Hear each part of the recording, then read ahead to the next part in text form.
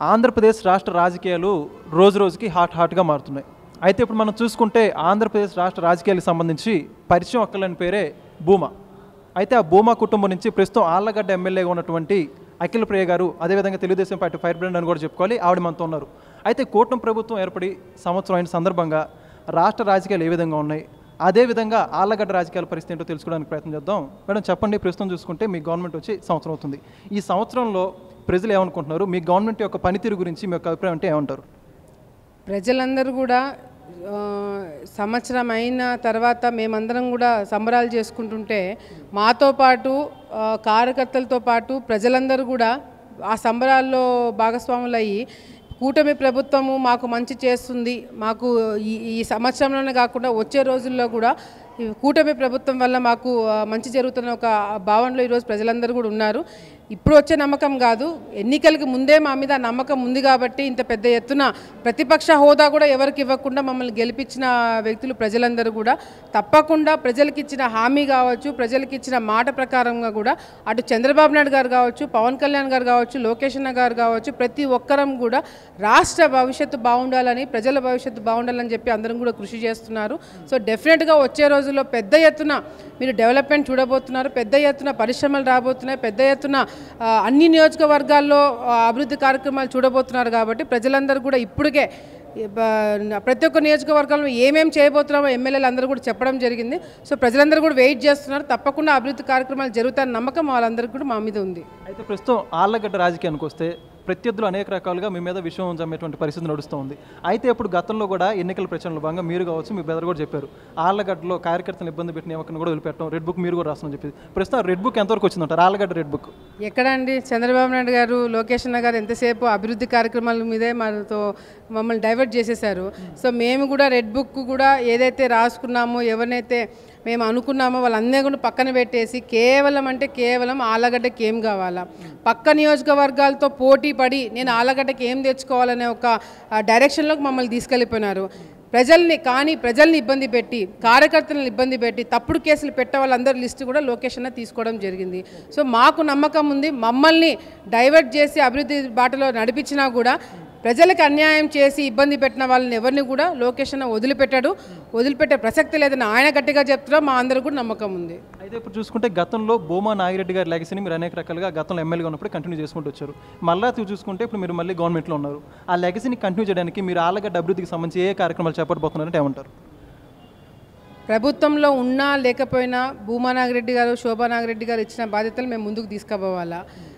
రెండోది, ఏదైతే ఆళ్లగడ్డ అభివృద్ధి విషయంలో గతంలో నేను మంత్రిగా ఉన్నప్పుడు చాలా కార్యక్రమాలు చేయడం జరిగింది. తర్వాత ప్రతిపక్షంలోకి వచ్చిన తర్వాత కార్యకర్తల కోసము, ప్రజల కోసం పోరాటాలు చేయడం జరిగింది. ఇప్పుడు మళ్ళీ అధికారంలోకి వచ్చిన తర్వాత పక్క నియోజకవర్గాల కన్నా ఎక్కువ నిధులు తీసుకురావాలనే పోరాటం ఇప్పుడు కూడా చేయడం జరుగుతుంది. సో పోరాటం అనేది కామన్గా జరుగుతుంది.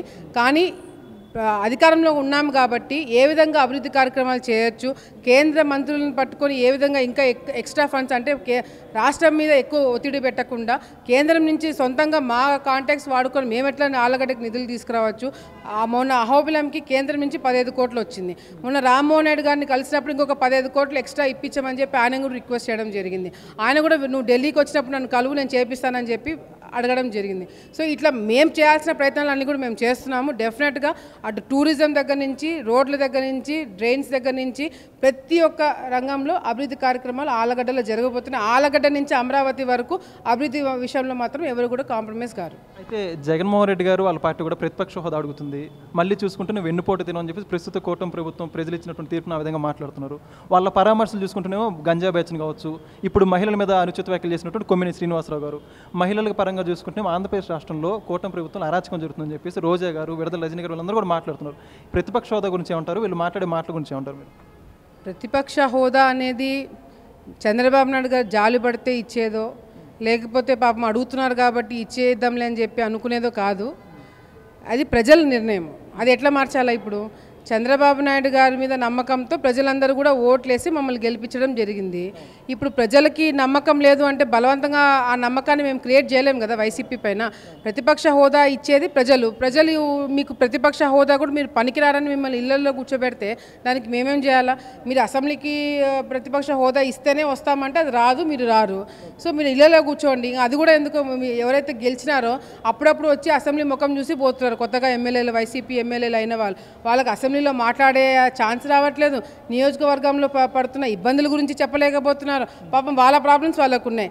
కానీ వైసీపీ ప్రభుత్వం ఏదైతే అసెంబ్లీకి రాకుండా ప్రతిపక్ష హోదా ఇస్తేనే వస్తామని చెప్పి మాట్లాడుతున్నారో, ఈరోజు ఎమ్మెల్యేలు అందరూ బ్రహ్మాండంగా శాలరీస్ తీసుకుంటున్నారు, ఎమ్మెల్సీలు అందరూ శాలరీస్ తీసుకుంటున్నారు.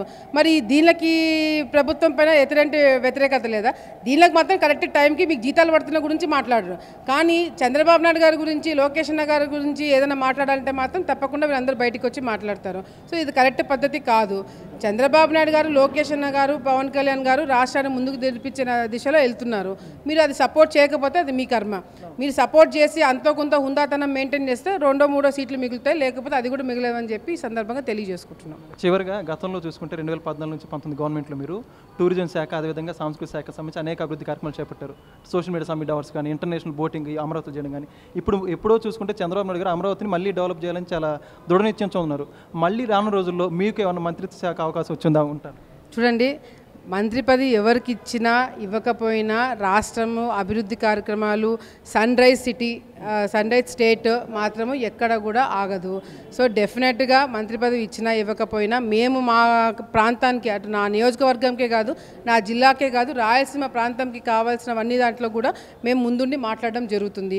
ఇది ఇప్పుడు ఇచ్చేది కాదు, మా పూర్వీకులు కూడా ఎన్నో సందర్భాల్లో రాయలసీమకు సందర్భించిన ఎన్నో విషయాల్లో పోరాటాలు చేశారు. అది కూడా మేము కంటిన్యూ జరుగుతుంది. అది ప్రతిపక్షంలో ఉన్నా, అధికారంలో ఉన్నా, పదవులు ఇచ్చినా ఇవ్వకపోయినా.